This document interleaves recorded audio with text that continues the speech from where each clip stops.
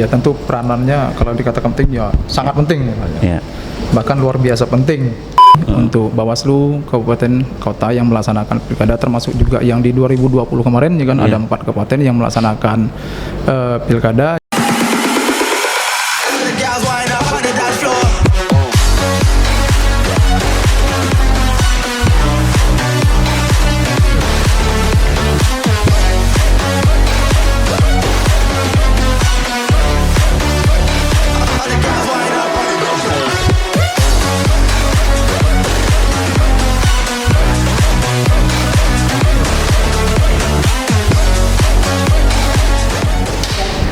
Assalamualaikum warahmatullahi wabarakatuh. Jumpa lagi dengan kami Bawaslu Kabupaten Belitung Timur pada podcast pengawasan pemilu Bawaslu Kabupaten Belitung Timur.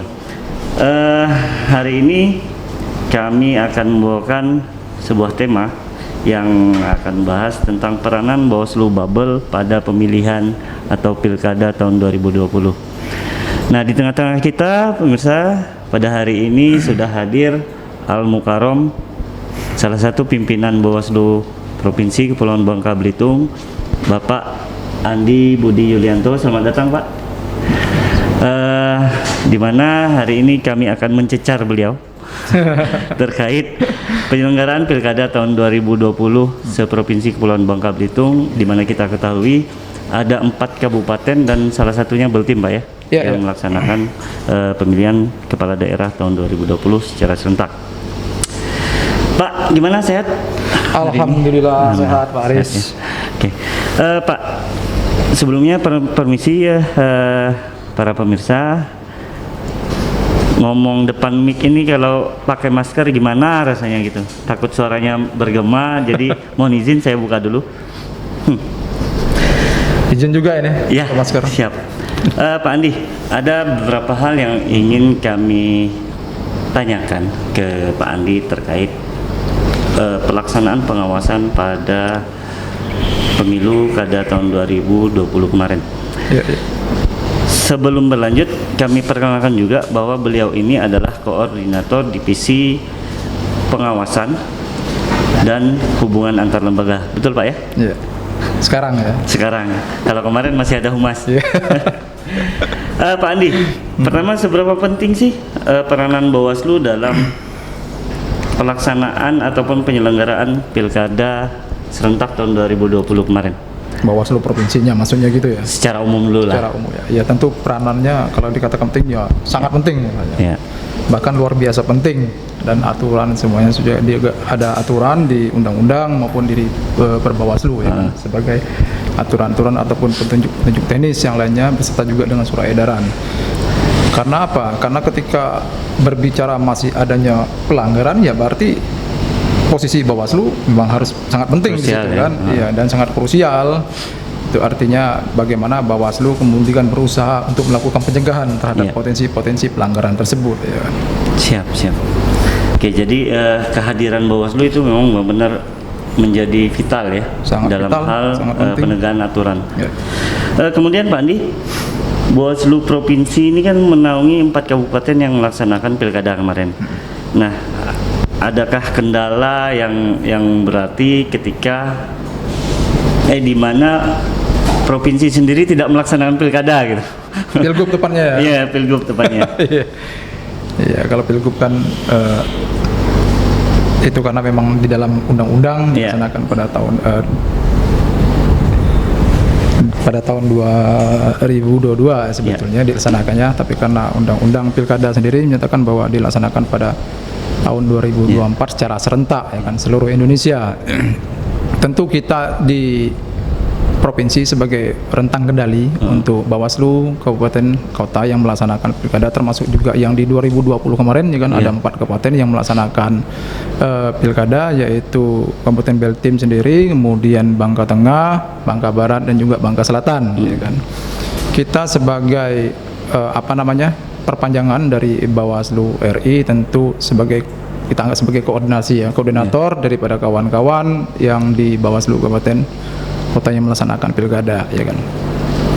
Sebetulnya kalau kita berbicara teknis ya tentu kawan-kawan di Bawaslu Kabupaten Kota masing-masing Bawaslu yang melaksanakan pemilu kada. Tapi berbicara rentang kendali saya katakan sehingga satu pintu informasi yang disampaikan oleh Bawaslu RI ke Bawaslu Provinsi sampai dengan Bawaslu Kabupaten Kota terkait dengan kebijakan-kebijakan tentunya kan. Nah ini yang sangat penting ya agar semua kawan-kawan di Bawaslu beserta jajarannya bisa melaksanakan aturan-aturan yang sudah ditetapkan oleh Bawaslu RI dengan satu pemahaman Pak, ya? dengan satu pemahaman tentunya. Oh jadi sebagai kontrol lah secara keseluruhan. Ya. Entah itu Daripada divisinya fungsi Pak Andi ataupun divisi semua 4 divisi. pimpinan lainnya ya. Pola Oke. masing-masing. Kemudian Pak Andi, dalam hal pengawasan apa saja sih yang harus yang merupakan kewajiban untuk diawasi oleh pengawas pemilu ini? Seluruh tahapan itu Pak Aris, Ya. seluruh tahapan harus kita lakukan pengawasan ya dengan mengupayakan atau mengedepankan pencegahan tentunya kan, ya kan. Bagaimanapun pencegahan kan lebih baik daripada menindak. Iya.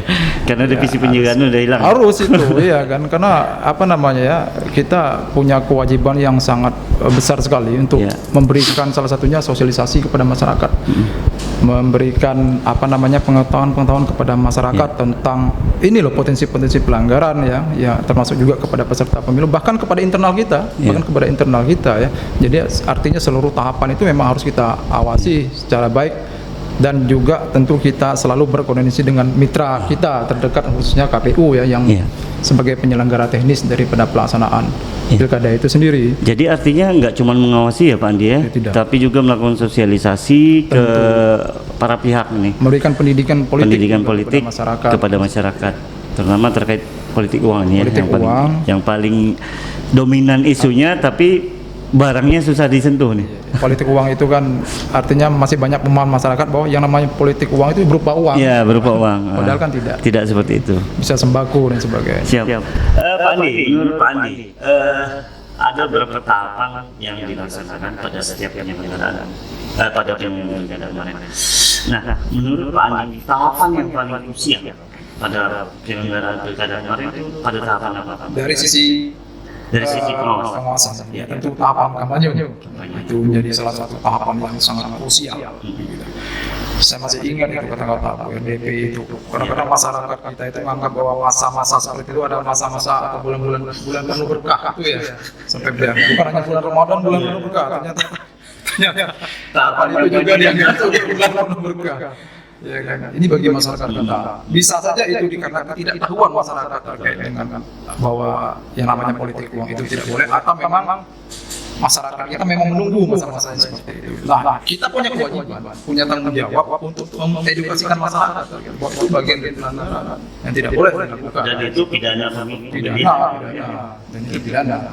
Pemirsa, tadi Pak Andi sudah menyampaikan bahwa politik uang itu sangat berbahaya. Dalam hal ini merupakan salah satu bentuk tindak pidana pada penyelenggaraan pemilu ataupun pemilihan. Jangan dilakukan untuk kedepannya pada setiap penyelenggaraan pemilihan maupun pemilu. Ada nggak sih dari Pak Andi ini pengalaman yang paling sulit dilupakan pada pelaksanaan pemilu kada kemarin? Iya, sebenarnya bukan pengalaman yang sulit untuk dilupakan, tapi memang hampir setiap pelaksanaan pemilu itu selalu ada hal-hal yang tak terduga. Jadi itu menjadi pengalaman dan bahan evaluasi kita sebenarnya kan, hal tak terduga. Ya baik pada masa kampanye, pada saat hari H, pada saat penghitungan ya, itu dijadikan bahan evaluasi oleh Bawaslu agar kedepannya kita menjadi lebih baik dan kualitas demokrasi juga. Untuk lembaga. Baik. Pak Andi sendiri. Kalau pengalaman untuk pribadi sepertinya ini bukan pribadi sih, banyak untuk lembaga sebaris ya. Iya kan, karena kita berbicara tahapan yang ada yang unik saja. Misalnya kemarin pada saat hari H misalnya masih ada termogan yang dimasukkan ke dalam kotak suara. Misalkan itu ada kejadian itu, saya tidak sebutkan di kabupaten mana, kemudian juga masih ada yang melakukan pencentrengan. Karena pada saat itu kan masyarakat diminta untuk membawa pena ya kalau nggak salah ya ke TPS kan. Apalagi pada saat pena sendiri dikiranya untuk centreng dan isi daftar hadir itu kan. kita punya tanggung jawab kan untuk melakukan sosialisasi kecil katanya, tapi besar kan, bisa besar akibatnya. Dan ya harus kita akui Pak Aris bahwa di tengah pesimisme Kondisi saat ini. masyarakat, artinya banyak masyarakat yang pesimisme bahwa dalam kondisi COVID kemarin kita melaksanakan pilkada, takutnya muncul klaster baru, klaster pilkada. Faktanya kita bersama KPU maupun mitra-mitra kita mampu melaksanakan itu. Kepolisian, dan itu sesuatu yang luar biasa, prestasi bagi kita kan. Pak Andi, selain pengalaman di lembaga tadi, menurut Pak Andi masih ada nggak yang lain? Pengalaman pribadi gitu ya. Tentu sebetulnya ini bisa dikatakan sebagai pengalaman pribadi dan juga ini pengalaman saya di Bawaslu Provinsi Lembaga Belitung terkait dengan prestasi yang dicapai oleh kawan-kawan sebetulnya. Ini bukan prestasi yang dicapai oleh Bawaslu Provinsi, tapi dicapai oleh kawan-kawan Seluruh kabupaten, jajaran. 4 kabupaten beserta jajarannya, bahwa kita mendapat peringkat ketiga terkait dengan program Siwaslu Peringkat ketiga nasional. di seluruh nasional. Nah, saya kaget juga pada saat Pak Ordip, Pak Apip mengumumkan bahwa ini loh termasuk yang 10 besar, dan ternyata Babel di peringkat ketiga. Kaget saya waktu itu. Prestasi Babel ya. Prestasi ini kan sebetulnya prestasi kawan-kawan sekali lagi kan, kawan-kawan yang di tingkat PPK, kemudian juga Mungkin ada di tingkat PPK, di ada tingkat mau menyampaikan Panwascam, ucapan terima kasih pada jajaran. ya, dan juga di sampai ke PTPS ya, Iya. iya kan? Mulai dari Panwascam, kemudian juga PKD kita dan juga PTPS kita. Tentu ini merupakan kerja-kerja yang dirasakan oleh semua jajaran kita. Nah, terima kasih ini kepada seluruh Panwascam, kemudian juga PKD dan PTPS ya, yang sudah dengan susah payah sambil mengawasi, kemudian juga mengisi aplikasi Siwaslu sehingga kita secara nasional mendapat peringkat ketiga. Karena waktu itu saya juga melihat bukan gampang Pak. Bukan gampang. Karena jaringannya lemot selesai. Ya, salah satunya kan jaringannya lemot itu ya. Dan alhamdulillah selama pelaksanaan kemarin, pelaksanaan pilkada di hari H, berarti alhamdulillah sinyalnya lumayan mendukung dong. Ya. Walaupun malamnya sempat hujan, hujan badai. Oke. Banyak larangan dalam setiap tahapan pada penyelenggaraan pilkada.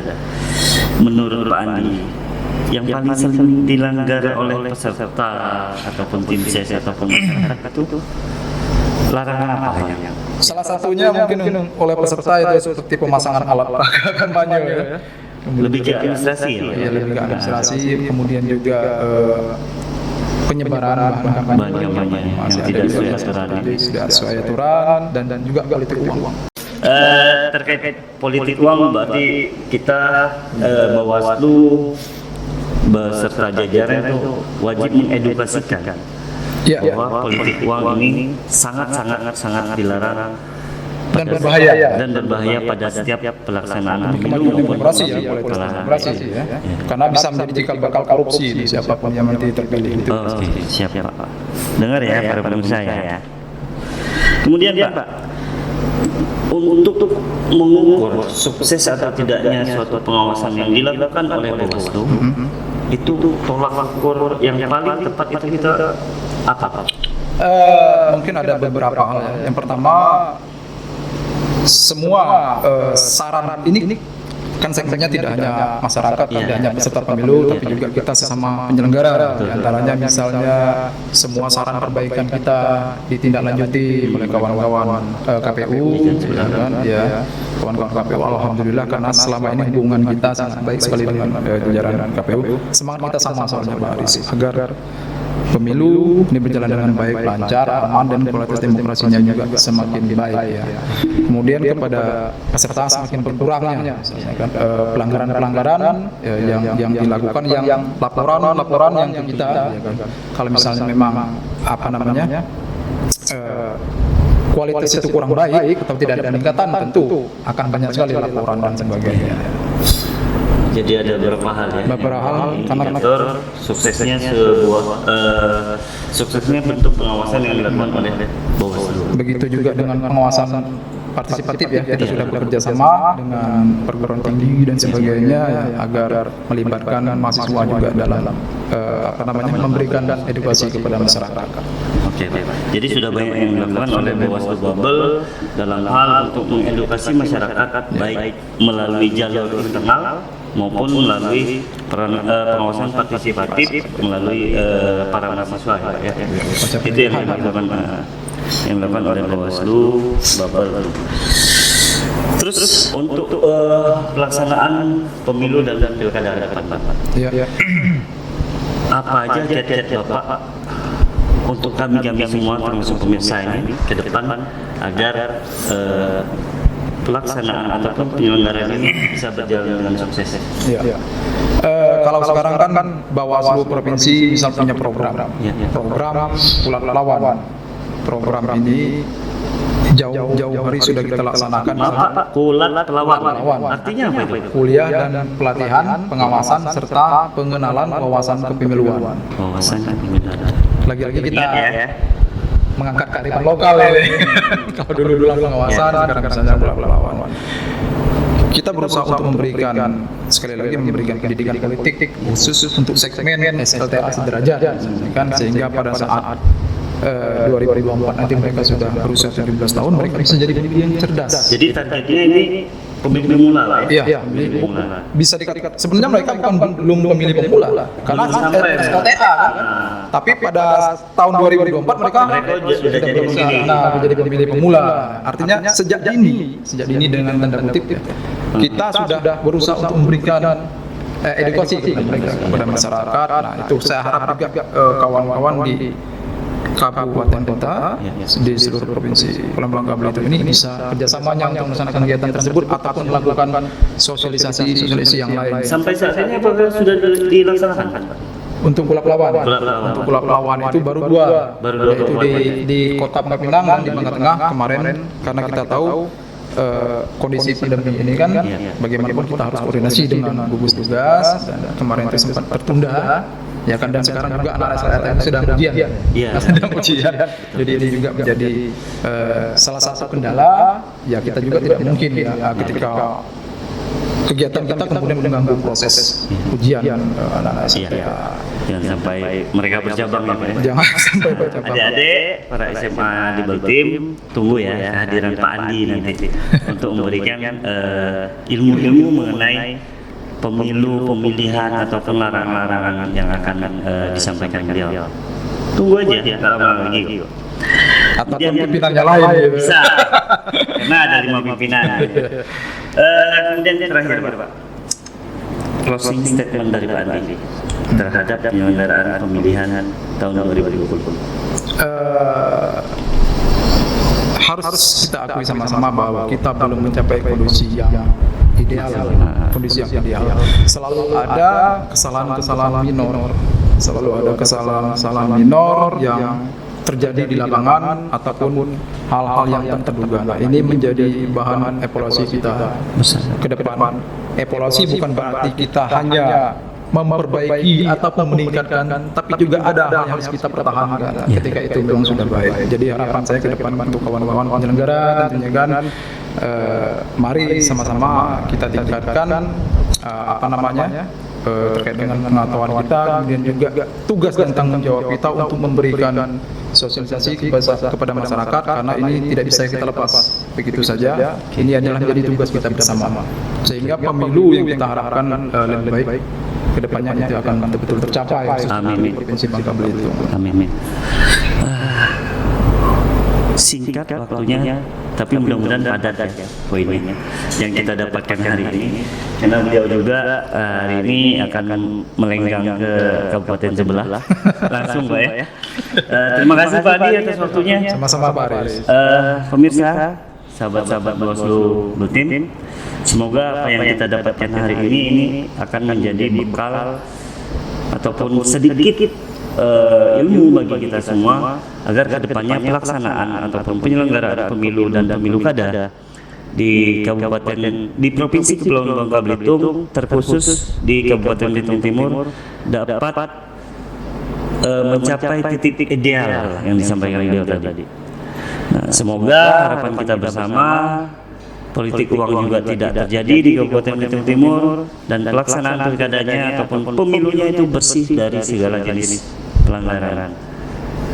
Demikian podcast kita hari ini. Tetap semangat, tetap jaga kesehatan agar kita selalu dapat melaksanakan aktivitas dengan baik.